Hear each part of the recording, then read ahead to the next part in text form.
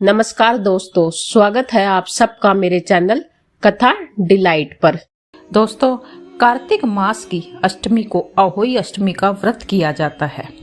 इस दिन महिलाएं अपनी संतान की सलामती और लंबी आयु के लिए व्रत करती है। पूरे दिन निर्जला रहकर शाम को तारे देखकर व्रत को खोलती है। व्रत रखकर अहोई माता की पूजा की जाती है और उनकी कथा सुनी जाती है।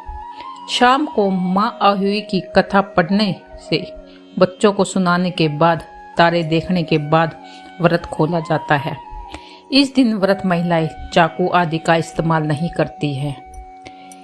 तो चलिए सुनते हैं अहोई अष्टमी व्रत कथा।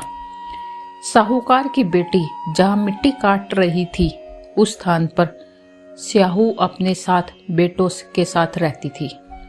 मिट्टी काटते हुए गलती से साहूकार की बेटी की खुरपी के चोट से स्याहू का एक बच्चा मर गया।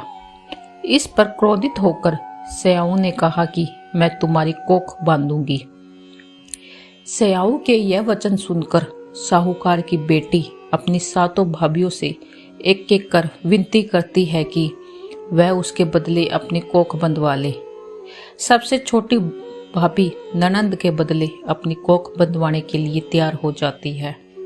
इसके बाद छोटी भाभी के जो भी बच्चे होते हैं वे 7 दिन बाद मर जाते हैं। 7 पुत्रों की इसी प्रकार मृत्यु हो जाने के बाद उसने पंडित को बुलवाकर इसका कारण पूछा। पंडित ने सुरही गाय की सेवा करने की सलाह दी।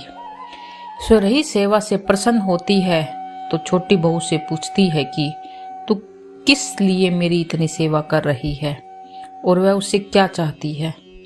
जो कुछ तेरी इच्छा हो वो मुझसे मांग ले। साहूकार की बहू ने कहा कि स्याहू माता ने मेरी कोख बांध दी है जिससे मेरे बच्चे नहीं बचते हैं। यदि आप मेरी कोख खुलवा देती है मैं आपका उपकार मानूंगी।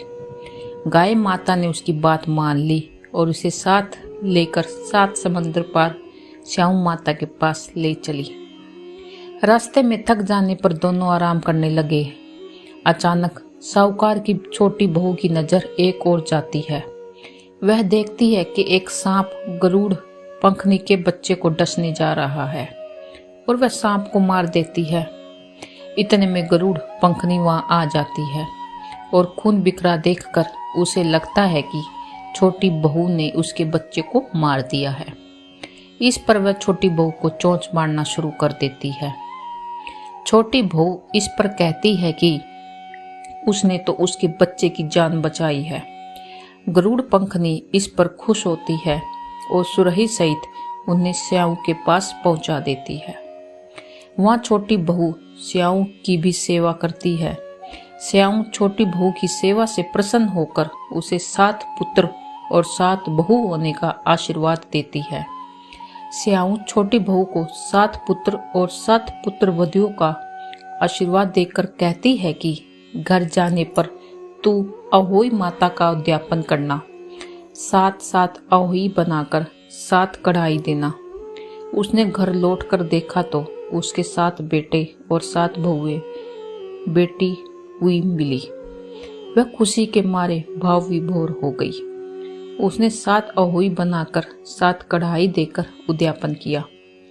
अहोई का अर्थ एक यह भी होता है कि अनहोनी को होनी बनाना, जैसे साहूकार की छोटी बहू ने कर दिखाया था।